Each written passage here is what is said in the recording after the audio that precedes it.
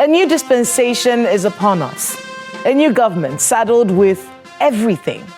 And when I say everything, I mean everything. Security, the economy, foreign affairs, a deficit in government trust, investor confidence, oil revenues and the subsidy regime, poverty, foreign affairs, everything. Well, this is a special episode of Dateline Abuja, and while we will update you on the major stories from the nation's presidency, we have a compilation of views from experts and the man on the street on what their expectations are from the new administration, especially here in the nation's capital. This is Dateline Abuja.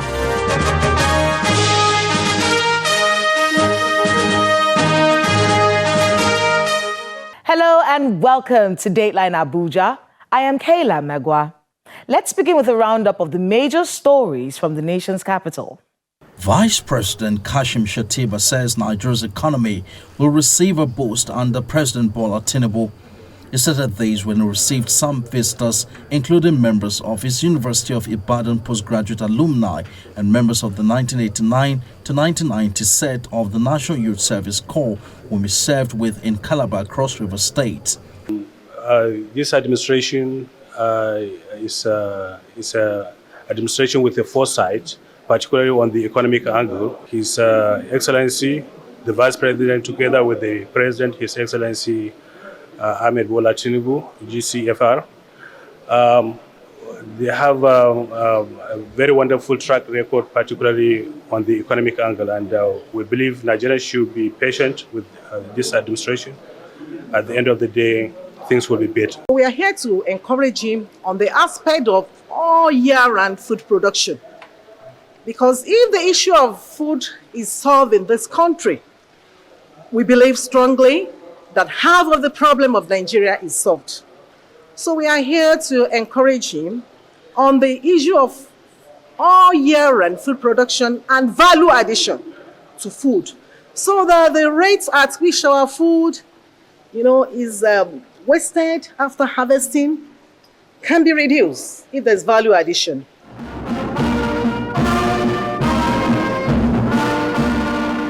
Vice President Kashim Shettima is warning that Africa will remain in chains until it breaks free from the shackles of the criminal enterprises of drug barons and syndicates of illicit drugs. He gave the warning when he represented President Bola Tinubu at the opening of the 31st meeting of heads of national drug law enforcement agencies in Africa held in Abuja. We need regional perspectives to enrich the global policy discussion. And Honlia is the opportunity to bring the African perspective to the global level. The sessions provide a platform to share knowledge and practices and learn from each other. If we don't dismantle the criminal enterprises that threaten our future and build a brighter tomorrow for all Africans, we'll remain in chains in a disease and immoral world, as will our children and our great-grandchildren.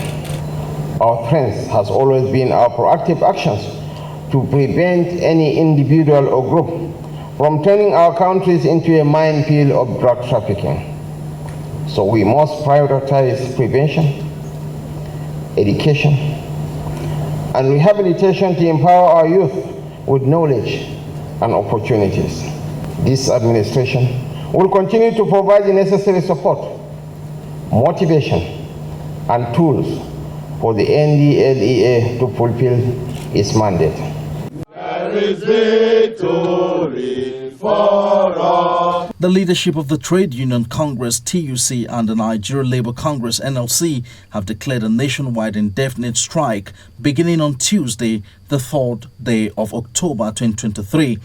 The leadership of the two trade unions made a declaration at a joint news conference in Abuja where they accused the federal government of failing to address the after effects of fuel subsidy removal on the citizens. The Labour leaders also call on their state chairmen to mobilize their members at the state level for daily protest until the government listens to their demands. The government has totally abdicated this responsibility and has shown gross unwillingness to act abandoning Nigerian people and workers to excruciating poverty and affliction. The federal government has therefore not met in any substantial way the demands of the Nigerian workers and the people as previously canvassed in our mutually agreed roadmap. Meanwhile, the National Economic Council has appealed to the leadership of organized labor to shelve their planned nationwide indefinite strike action and continue to dialogue and engage with the leadership of their respective states. Speaking after the meeting which took place at the Presidential Council chamber, Governor Caleb Mutfwang of Plateau State, who spoke on the issue, said President Bola Tinubu will also address the situation in his Independence Day speech. The NEC was also said to have considered other issues such as the declining revenue in sectors of the economy and the matter of palliatives for the states, among others. The NEC is appealing for patience, is appealing for time to be able to address the concerns of labor. We also believe that Mr. President will be addressing the nation 1st October, and some of the concerns of labor will be appropriately addressed in the President's speech. It is therefore important that it's a federation, so whatever happens, labor is represented in all the 36 states and FCT, and NEC is appealing that discussions should continue at the state levels because there will be peculiarities as to the issues to be addressed concerning the demands of labor. And therefore, dialogue is the way to go.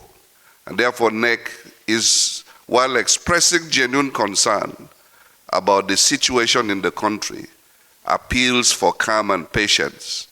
And I want to believe that the leadership across the nation at this point in time wants to truly address the issues that concern labor and the general populace and move the country forward.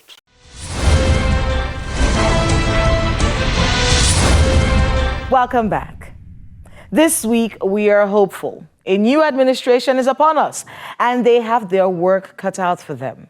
The new administration will have to regain the trust of a largely youth-based population, 75% precisely. A group that in many ways feels alienated from governance. They feel unheard, unwanted, and unloved. A poverty level currently at 71%, according to the World Bank. And an estimated 83 million poor Nigerians, according to the National Bureau of Statistics. Should Africa remain the centerpiece of Nigerian foreign policy in a world radically becoming more and more populist? What chances were missed in the last administration that must be explored by the incoming administration to better the lives of the Nigerian? This week on Dateline Abuja, we listen to the experts. Please watch this. Thank you for speaking with us, Mr. Kalu Aja. How you doing? Good morning, Kayla. So talk to us a bit about some of these deals that we've had. We'll start with this important one from Africa, the ACFTAA. At the time, the idea was, oh, look, we want a single currency market. We want to be able to have everyone do business here. We're expecting trade volumes to increase by over $30 billion at the time when we signed this deal. Talk to us about Nigeria after signing this act. Well, we signed the act and then we closed the borders, right? So whatever benefits that we would have expected got tampered down a bit from border closure, right? So that's really the main thing.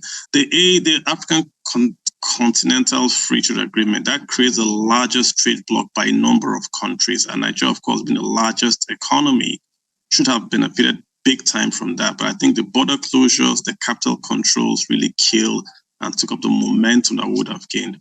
We got in late. So Ghana got the headquarters. That was supposed to be a West African thing. So that again also affected us. So I would say maybe average. So let's talk about the trade deals, apart from the ones we've done on the continent. Trade deals around the world. We have deals with Siemens. We have deals with China. This massive infrastructure deals that we have, especially in China. Let's talk about these trade deals and the impact it's had on Nigeria's economy. Let's do China. Before 2015, right, China was like a big lender and investor in Nigeria. The story, as Buhari is leaving, is that China is no longer lending to Nigeria as much as it were because they are scared about getting paid back on their loans. So that just tells you the story of what's going on, that we have overborrowed and not really utilized that Chinese, advantage that we have. The Belt and Road isn't really coming here because it's going to East Africa. So we've lost that Chinese momentum going forward in terms of that. Siemens, it's like this ongoing thing. The distribution network, the transformers are coming, but power has not improved, right? I saw the videos of the transformers in Nigeria, but power hasn't gone up. I think long term is going to be a good deal for Nigeria because it would help the distribution, which is the problem. But that really has not happened. But the story of the last, say, 8 years has been missed opportunities because we were slow. Not because we took bad policies, but because we were slow to the market. We did not take advantage of opportunities. Look at the Chinese and the American fight. They fought over agriculture, they're fighting over energy. Nigeria couldn't take advantage of to supply sorghum or to supply soybeans or even supply energy. So that's the story that we've had. Opportunities from taking advantage. Even the Ukraine war, right? Gas, LNG cannot meet the gas supplies to take advantage of high gas prices. That's just a summary. To sign agreement is one thing. To implement the commitments, the agreement required by all parties or both parties is another thing entirely. I'll give you an instance. We signed an agreement with Siemens. By now, I was expecting that our power production and perhaps consumption would have since increased from 3,500 to about 10,000 or 20,000 megawatts. I hear on the page, and I see on the page of newspaper that some of the equipment required are already in Nigeria. But have we been able to implement them? So these are real issues beyond signing agreement and all of those. So that could be the first step. It could just be perhaps writing a business plan for a typical business person. If you don't still get your hands to the business, if you don't put your investment in the business, it's not going to materialize. So I am very hopeful that the mistakes the outgoing administration has made will not be repeated by the incoming administration, because at the end of the day, this is the only country we have. So signing agreement is fine, but beyond celebrating and jubilating over agreement that has been signed, we want to ask, has that increased power supply? Has that reduced hunger? Has it reduced unemployment, poverty, deprivation among our people? So I understand that is the beginning. But rather than celebrating and jubilating when you want to start a marathon, I think you should wait till the end. When you have been given the trophy, then all the world can celebrate you and give you the medal. 2019, President Buhari announced that the border of Nigeria has been shut. Inflation jumped from the point that central bank have been using monetary tools to manage inflation to reduce to about 12%. We went so high. And COVID, nobody saw COVID coming in 2020. COVID added to that. Inflation now went double digits, which of course it has been double digits, but in the higher level of double digits to about 16, 17, 18%. President Buhari and his team have been trying to curtail inflation, but Nigeria seems to have had a stubborn inflation because of distortion. Before government shut the border, we had no replacement for some of the items that we were bringing from our neighbors. So what is available here is highly insufficient. So that on one hand, eventually, what happened to the policy? Government eventually reopened the border. What was the benefit? We are still looking for those. But what are the benefits? We can't find them. What are the costs? A lot of costs. Inflation is a major evidence that that policy should not have been made in the first instance. So to the incoming administration, before a policy is made, please allow people to critique the policy. Listen to the best opinion, the best advice, the most workable opinion. Don't take a decision because you feel like. Ambassador Joe Keshi, thank you so much for speaking with us. Thank you for having me. Let's talk a bit about some of the things that Nigerians had to face in diaspora. We saw xenophobic attacks in South Africa particularly, and the reprisals on South African businesses in Nigeria at the time. What do you make of that situation? How has that affected Nigeria-South Africa relations? Were we able to deal with the actual problem, or did we gloss over it and maybe will be reactionary in a few more years when the same things crop up? No, it's a very people don't realize that, these attacks all over to immigrants all over the world, it's very, very complex. And anytime on your program and other networks, I'll try to explain it in a balanced manner so that people can understand. Yes, it's premeditated in a number of cases, but you have to make a distinction between those who are being attacked, and the overall relationship between Nigeria and South Africa. I'm not too sure it affects exchange and the meetings between the two countries, trying to resolve a number of things, economic issues, and and the rest of it.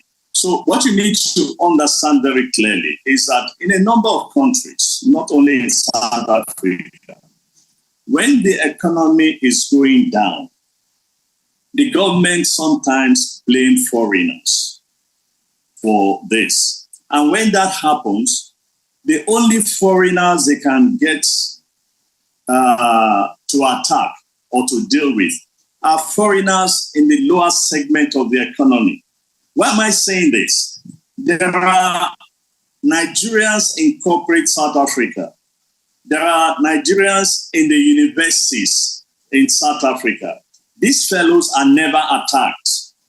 But it is those on the streets, those that are selling all sorts of things on the streets, that are the victims of these various various attacks. And that's because those are the people that the South African aggrieved elements can get out and vent their angers on.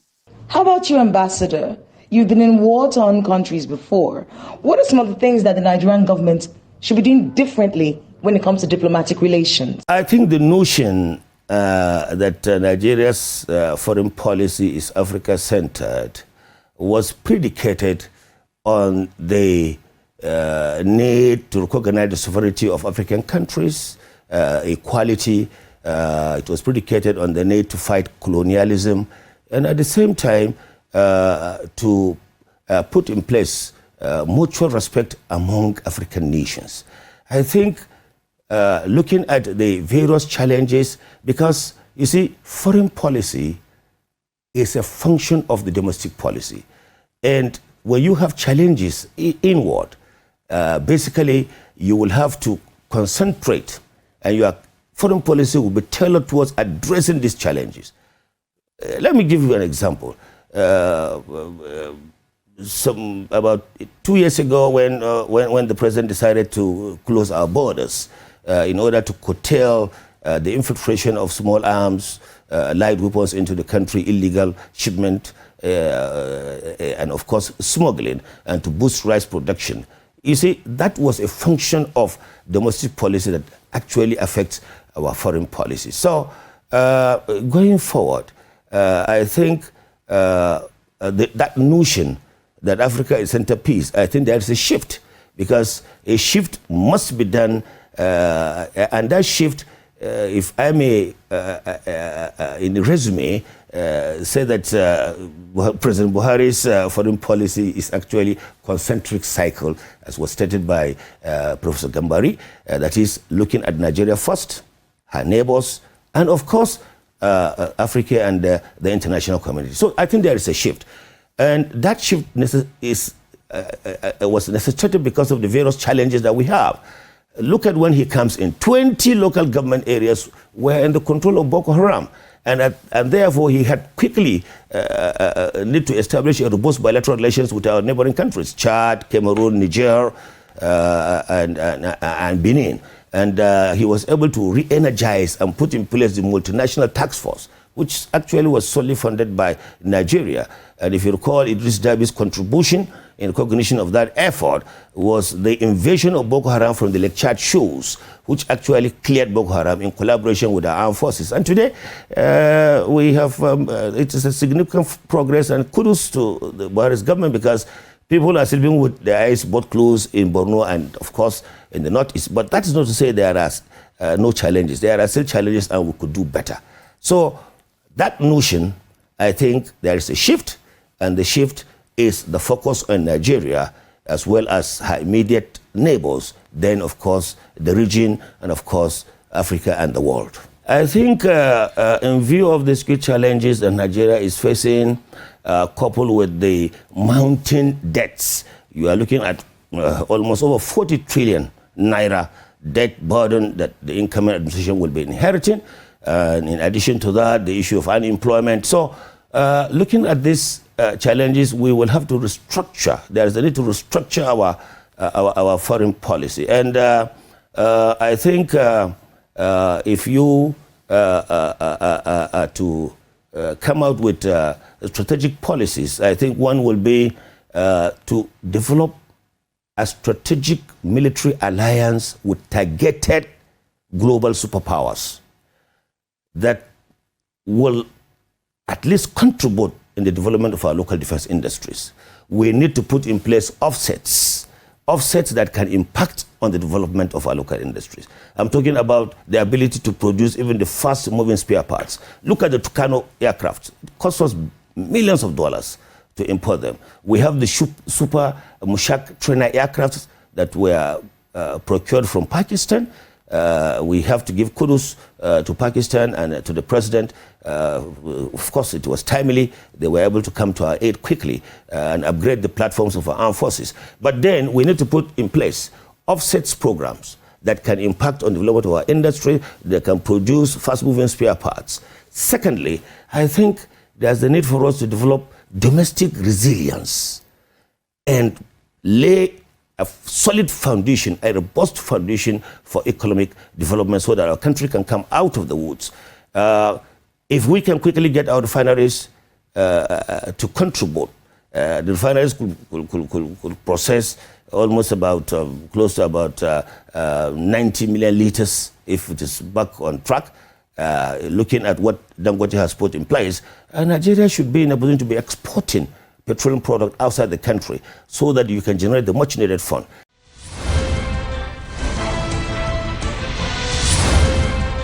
Thanks to my guest and to everyone who spoke to us today on the program. Every administration comes with its unique style, its flavor, its essence. It tells you who it is before it speaks.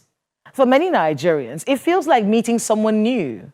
You may have heard about this person, read about them, had experiences with them in the past, but you've never really had to live with this person. And Nigerians have a new house guest for the next 4 years at least. Now, people handle this in so many ways, but we've been told that the most effective way to engage with a new government is to try and understand them. Find out what works for them, and then try to engage in a way that will give you the desired results. And these results will determine if we want them back in the next 4 years. Good luck to us all, and God bless Nigeria. That's Dateline Abuja this week. Please let us know the happenings in your neighborhood using the social media handles showing right now on your screen. Thank you so much for watching. I am Kayla Magwa. See you next time.